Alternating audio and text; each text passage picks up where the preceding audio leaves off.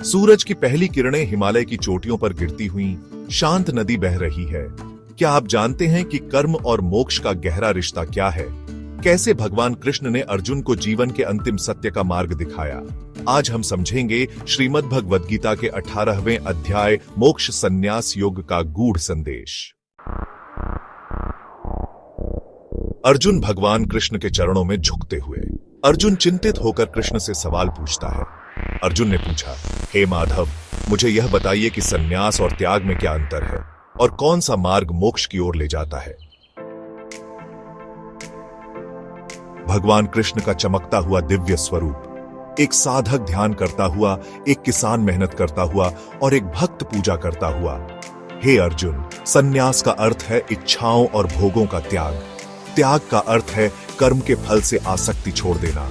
जो व्यक्ति निस्वार्थ भाव से कर्म करता है वही मोक्ष के योग्य होता है। जीवन में कर्म से बचा नहीं जा सकता, लेकिन कर्म में आसक्ति से बचकर उसे ईश्वर को समर्पित करना ही सही त्याग है। भगवान कृष्ण ने कर्मों को 3 प्रकार में बांटा है। सत्वगुणी कर्म निस्वार्थ भाव से किया गया कार्य, यह आत्मा को शुद्ध करता है। रजोगुणी कर्म लालसा और फल की इच्छा से प्रेरित कार्य, यह मन को अशांत करता है। तमोगुणी कर्म अज्ञान और आलस्य से प्रेरित कार्य, यह आत्मा को नीचे गिराता है।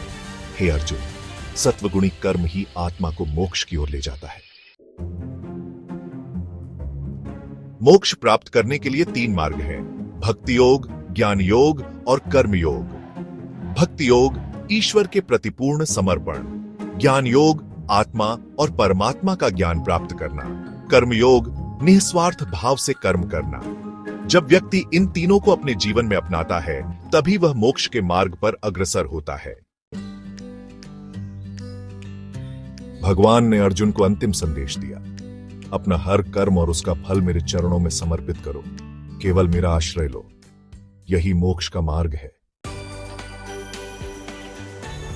मोक्ष संन्यास योग हमें सिखाता है कि इच्छाओं को त्याग कर निस्वार्थ भाव से कर्म करते हुए और ईश्वर में समर्पित रहकर ही हम मोक्ष प्राप्त कर सकते हैं। यह था मोक्ष संन्यास योग। अगर यह कहानी आपको पसंद आई हो तो लाइक करें, शेयर करें और कहानी और को सब्सक्राइब करना ना भूलें। अपने विचार कमेंट में जरूर बताएं। जय श्री कृष्ण।